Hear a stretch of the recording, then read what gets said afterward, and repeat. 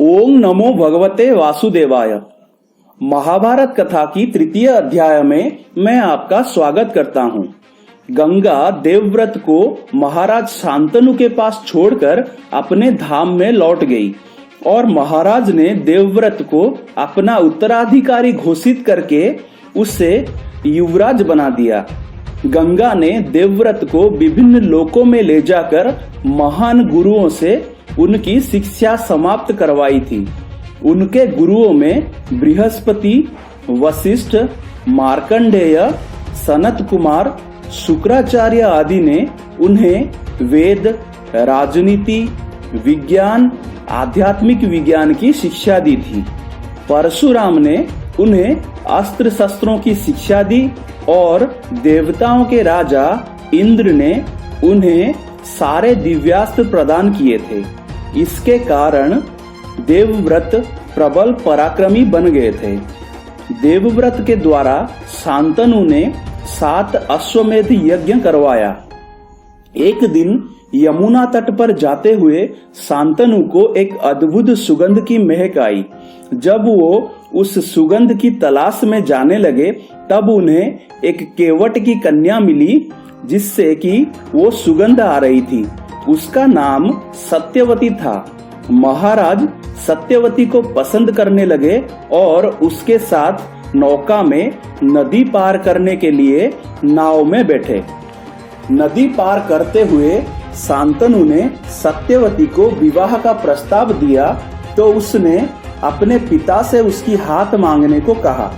जब शांतनु उसके पिता से मिले तो उसने एक शर्त रखा कि सत्यवती का पुत्र ही शांतनु के बाद हस्तिनापुर का महाराज बनेगा। इस बात को अस्वीकार करते हुए शांतनु वहां से चले गए क्योंकि देवव्रत को वो पहले से ही युवराज बना चुके थे। सत्यवती असल में अद्रिका नामक एक अप्सरा की पुत्री थी जो कि श्राप के कारण मछली बन गई थी और यमुना नदी में रहती थी। एक बार एक मछुआरा उस मछली को पकड़कर जब उसका पेट काटा तब उसमें से उसे 2 बच्चे मिले, एक पुत्र और एक कन्या। मछुआरे ने उन दोनों को महाराज को दे दिया। वो बालक बड़ा होके राजा मत्स्य बना और उस लड़की को राजा ने मछुआरे को वापस दे दिया। उस कन्या से हमेशा मछली की गंध आने के कारण उसे मत्स्यगंधा कहने जाने लगा और उस कन्या की रंग काला होने के कारण उसकी नाम काली दी गई। परंतु ऋषि पराशर के आशीर्वाद से उसकी ये मत्स्यगंध दूर होकर सुगंध में परिवर्तित हो गई जिसकी 1 योजन तक महक आती थी। पराशर की कृपा से उससे एक दिव्य पुत्र द्विपायन की प्राप्ति हुई जो आगे चलकर कठोर तपस्या से महामुनि वेदव्यास की नाम से जाने गए और महाभारत काव्य की रचना की। शांतनु के लौटने के बाद देवव्रत को यह पता चला कि शांतनु सत्यवती को विवाह करना चाहते थे, पर उसके पिता केवट राज के शर्त के कारण वो विवश हो गए थे।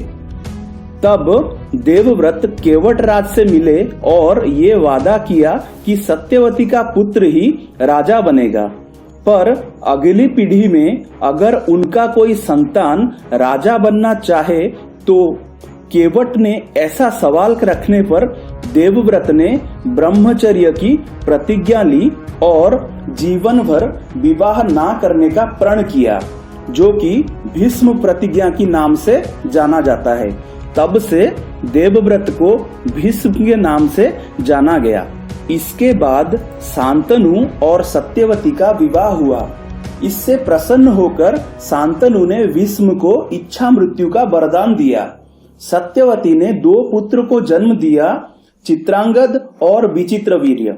शांतनु के मृत्यु के बाद जब चित्रांगद को नया राजा बनाने का समय आया तो ये प्रश्न उठा कि अगर वो उपयुक्त ना निकले तो कौन उत्तरदायी होगा। तब भीष्म ने ये प्रण लिया कि वो सिंहासन पर बैठने वाले हर किसी को अपने पिता का प्रतिबिंब मानेंगे और पूरी श्रद्धा के साथ उनकी सेवा करेंगे।